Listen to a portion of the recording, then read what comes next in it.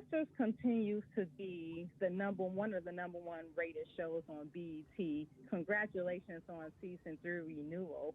I want to start with a question for both of you. Why do you think that the show connects so well with the audience? You know, we've openly discussed homosexuality. We've discussed hypermasculinity. We've discussed toxic masculinity. We've discussed issues between sisterhood. And it's just not cliche. It's just different topics that people have discussed. And we've continued to engage as cast members on Twitter, Instagram, and Facebook. So I think that helps a lot because the fans get a chance to speak to us.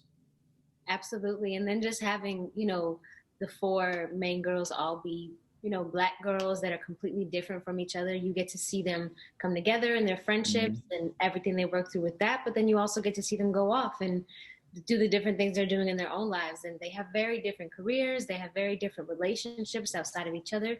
So I think that's a big point for a lot of people too.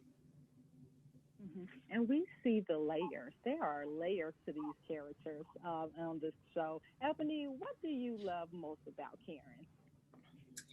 What I love most about Karen, I love a lot of things about Karen, honestly, but I think what I respect the most about her is that when she says she's going to do something, she does it, even if it hurts her feelings. She does it, even if it's not genuinely deep down what she wants to do. And she does that because she thinks, I deserve these types of things in my life. And so if I'm going to have them, I have to be very strict with myself. And I think that takes a certain type of person to do that.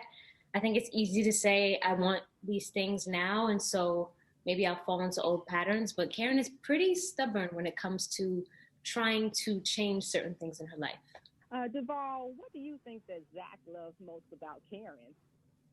Ooh, I think that Zach loves most about Karen is that she's a hard worker and she's dedicated and she's committed.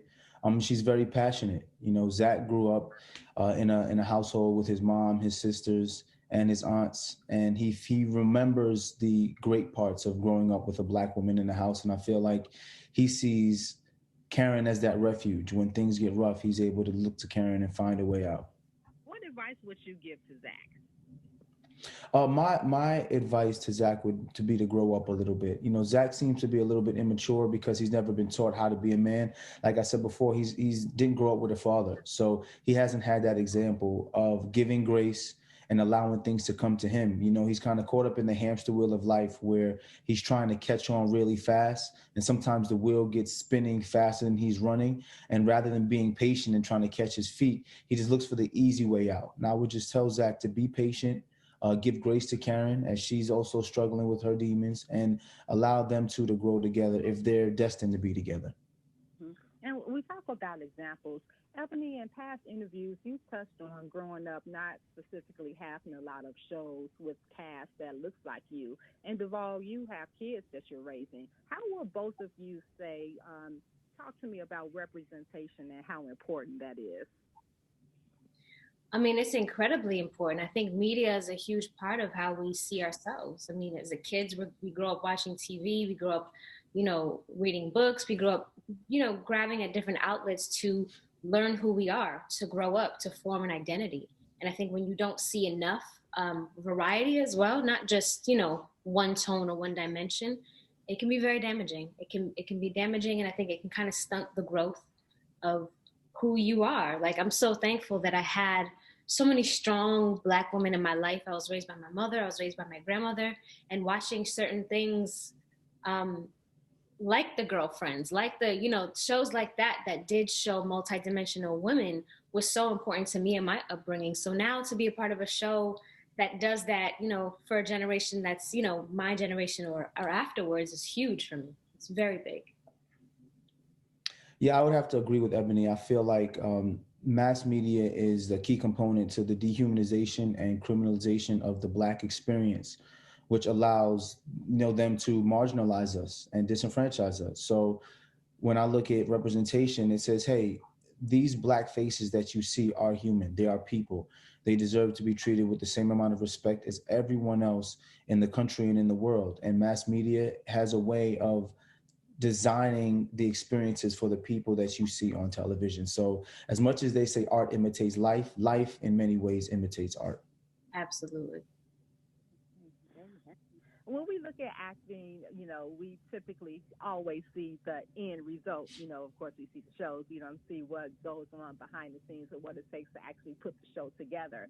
So, another twofold question for both of you. Can you tell me something that most people wouldn't know about working on a show? One thing that I always like to tell people, especially about the artistry of what we do, especially when it comes to intimacy. Karen and I, well, Ebony and I had a lovemaking scene in season 1, and people always ask me, as a married man, how were you able to, go into scenes with these women and have love scenes? What does your wife feel like? And I think people need to understand that there is nothing sexy about an intimate scene that you see on television. Just imagine a room filled with people.